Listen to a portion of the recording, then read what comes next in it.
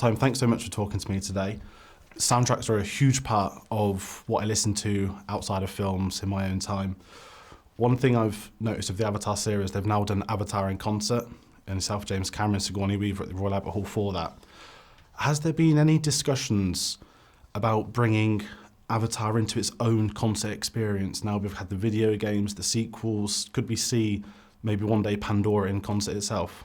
I think that does seem to make sense. We've now got 9 hours of film score.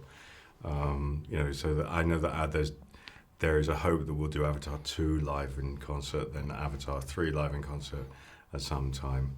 I think that there is possible plans for that, and I think the idea of actually doing something that was a bit of all of those as some sort of concert experience would be lovely. I'd love to do that. Brilliant. And particularly with Fire and Ash, the Wind Traders, when they arrive, I'm almost awestruck watching it, and you've got the music that comes in alongside the visuals. How was it to approach them from a soundtrack perspective in comparison to some of the other clans so far? I'd already written a thing called the Wind Traders Jig, which was the dance on board, which we see, and I'd written that in 2018. And so I had a mode for the music, which is like the scale that it was going to be, this sort of vaguely Arabic feel. I wanted them to be a bit more exotic. And so once you see a 250 meter tall galleon that fly, the air with medusoids and so on, then I wanted to give it scale. I wanted to give it one of those epic sort of sailing themes, and it was easy. I knew where I wanted to be. It took me a while to get that theme completely nailed down, but I'm very proud of it. Excellent. And one thing that struck me with that moment is we also get to meet the Ash Clan through the Wind Traders in a jaw-dropping sequence. Yeah.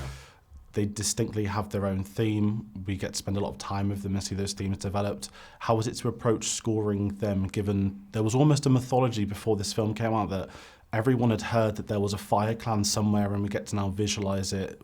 How far back do those discussions with James Cameron go? Well, I was on set when Oona turned up. So, like the first early shots, part of that is that, for instance, I wrote music for the fire dance that you see on screen. That needed to have drums and a chant and stuff like that. So I did that in 2018. And we already had a discussion about where they could be, that they have turned their back on AWA. And therefore, I musically have turned my back on that organic feeling for them. And I went for this sort of real frenzy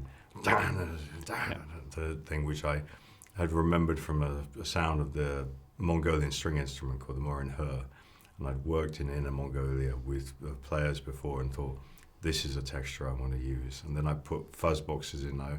It's as close to metal or to punk as I could make it. Excellent. I was going to say that's where it got me in that, without comparing Dune Part 2, an incredible Hans Zimmer score brings in something similar with his. Yeah. And it made me think of Avatar right away, listening to it in isolation. So congratulations on the score and for what you've been able to do with those.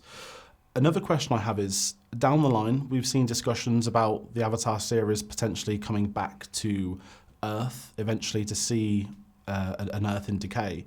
Have you ever thought about how you'd like to approach that if it does make that decision? Yes, I have. I've read all the scripts. So I read all the scripts December 2017. Oh, wow. So I've been thinking about 4 and 5, and I do hope that we make 4 and 5. 4 is astonishing, like astounding, and 5 is utterly bonkers. And I think that there are things about those two that will involve me pretty well tearing up everything I've done before in some regards, but it still has to feel like Avatar. Brilliant.